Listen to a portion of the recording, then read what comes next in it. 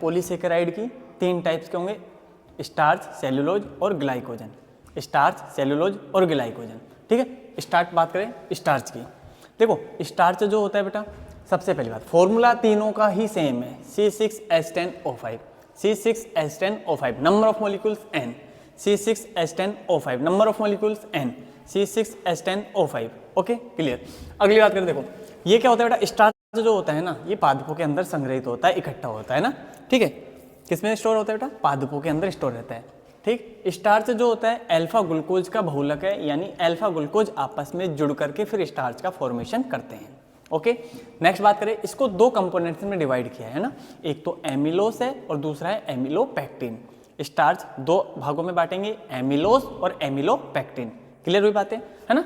Starch का अगर बेटा बात करें ना, एंजाइम डायस्टेज एंजाइम होता है, स्टार्च को अपघटित करता है, डायस्टेज एंजाइम होता है, स्टार्च को अपघटित करके किस में तोड़ता है, माल्टोज में। स्टार्च की बात कर रहे हैं बेटा, स्टार्च डायस्टेज एंजाइम की उपस्थिति में माल्टोज में कन्वर्ट हो जाता है, और माल्टोज का अगर हाइड्रोलिसिस करें, जल अपघटन, तो बनते बेटा 2 अल्फा ग्लूकोज की यूनिट्स, क्लियर हुई बात है ना।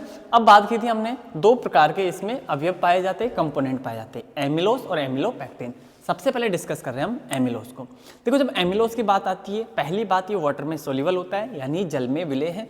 दूसरी बात, स्टार्च जो होता है बेटा, इसका 15 से 20% भाग वो होता है एमिलोस, बाकी रिमेनिंग कौन सा होगा, एमिलोपेक्टिन रहेगा, क्लियर, ठीक है। तीसरी बात करिए अल्फा ग्लूकोज में जो बॉन्डिंग मिलती है बेटा, अल्फा ग्लूकोज होंगे सारे के सारे, अल्फा ग्लूकोज एक चेन बनाते सीधी श्रृंखला का निर्माण करते हैं, जिसमें एक अल्फा ग्लूकोज का पहला कार्बन दूसरे अल्फा ग्लूकोज के चौथे कार्बन के साथ में 1,4 ग्लाइकोसिडिक बॉन्ड के द्वारा जुड़ा हुआ होता है, ठीक है।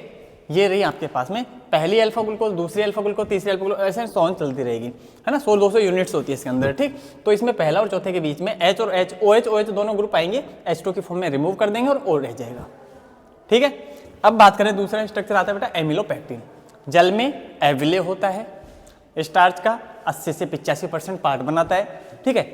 एक श्रृंखला भी मिलेगी और चेन, देखो सीधी श्रृंखला तो है, उसके अलावा ब्रांचेस भी मिलेगी, शाखाएं, है ना। जब सीधी चेन होगी उसमें 1,4 ग्लाइकोसिडिक बॉन्ड होगा, जब शाखाओं की बात करोगे तो 1,6 ग्लाइकोसिडिक बॉन्ड मिलेगा।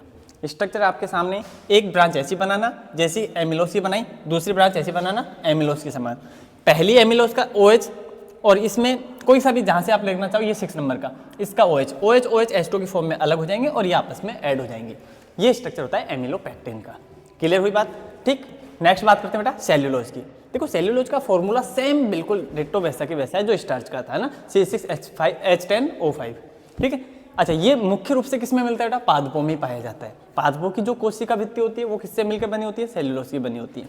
नेक्स्ट बात करें, इसमें बीटा डी ग्लूकोज होता है, ध्यान रखने वाली बात है बेटा। स्टार्च की बात करें तो अल्फा डी ग्लूकोज था, और जब सेल्यूलोज की बात करोगे तो बीटा डी ग्लूकोज होता है ना। इससे बनी एक सीधी श्रृंखला होती है। श्रृंखला को सीधी ना जोड़ करके हम कुछ इस टाइप से जोड़ेंगे, क्यों, रीजन क्या है इसमें, 1,4 ग्लाइकोसिडिक बॉन्ड बनाओगे ना, तो इसमें क्या बेटा क्रॉस बॉन्डिंग बन रही है, उसको हम सीधा बॉन्डिंग बनाने के चक्कर में इस तरीके से स्ट्रेट बना देते हैं इसको ना। तो क्या कर रहे हैं बेटा, पहले का OH बीटा स्ट्रक्चर बना रहे तो OH ऊपर मिलेगा, और इसका 4th नंबर का OH, ये दोनों आपस में H2 के फॉर्म में जुड़ेंगे और ये स्ट्रक्चर फॉर्म कर लेंगे, ठीक। एंड लास्ट इसका आता है बेटा ग्लाइकोजन। ग्लाइकोजन के लिए हमने स्पेशल कोई स्ट्रक्चर नहीं पढ़ा, क्योंकि इसका स्ट्रक्चर ही किसके एग्जैक्ट होता है, एमिलोपेक्टिन के समान मिलता है, ठीक है। ग्लाइकोजन का स्ट्रक्चर एमिलोपेक्टिन होता है। एमिलोपेक्टिन से अल्फा ग्लूकोज याद आ जाएगा, अल्फा ग्लूकोज में सीधी सीधी चेन जोड़ेंगे, एमिलोस बनाता, और 2 एमिलोस के स्ट्रक्चर को आपस में ब्रांच में जोड़ देंगे 1,6 बॉन्ड से, तो वो एमिलोपेक्टिन बन गया था, ठीक है। तो सारी बातें क्लियर हुई। ग्लाइकोजन का जो बहुलक, भाई किसका बहुलक होता है, ये अल्फा ग्लूकोज का ही पॉलीमर है, ठीक है। प्राणियों में स्टोरेज होता है, मतलब एनिमल्स के अंदर स्टोर रहता है ना ग्लाइकोजन की, ठीक है। और बाकी छोटी मोटी बातें कर ली थी हमने। बॉडी को जब रिक्वायरमेंट होगी तो बेटा ग्लाइकोजन ग्लूकोज में कन्वर्ट हो जाता है, एंजाइम की उपस्थिति में ऐसा काम होता है ना। ये व्हाइट कलर का पाउडर होता है जो जल में सोल्यूबल होता है, क्लियर हुआ, ठीक है। और लास्ट बात बताइए बेटा, आयोडीन के साथ में रिएक्शन करा दी जाए अगर इसकी ग्लाइकोजन सॉल्यूशन की, तो लाल बैंगनी रंग हमें मिल जाता है, ओके। तो ये बात होती है पॉलीसेकेराइड की, ये सारा पॉलीसेकेराइड क्लियर होता है यहाँ तक, ओके। आज की क्लास यहीं समाप्त करेंगे, मिलेंगे नेक्स्ट क्लास में। Thank you so much.